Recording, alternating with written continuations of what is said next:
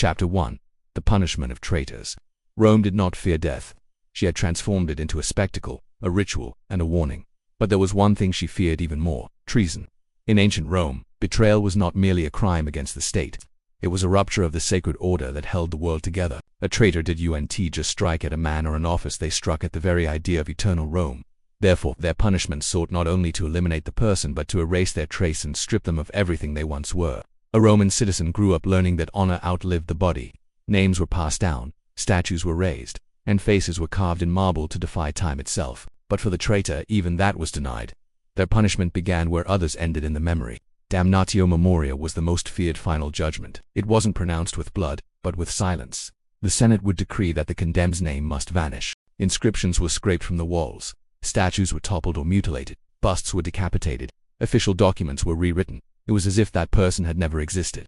For Rome, to have never lived was worse than dying. Walking through the city and seeing an empty pedestal was a chilling warning. Someone was here.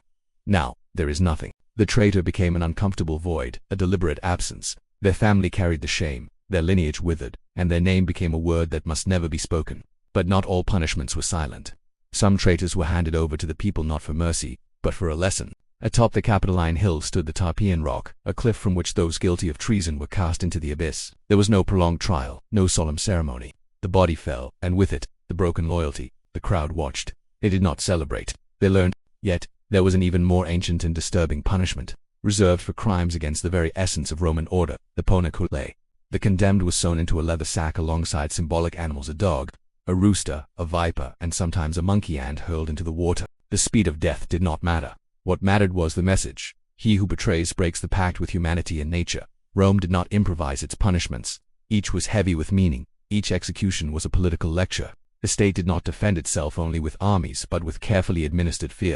However, even in this relentless machinery, an uncomfortable truth lingered. Many accused of treason were not obvious villains. Sometimes they were defeated generals, or inconvenient senators, or figures who grew too influential.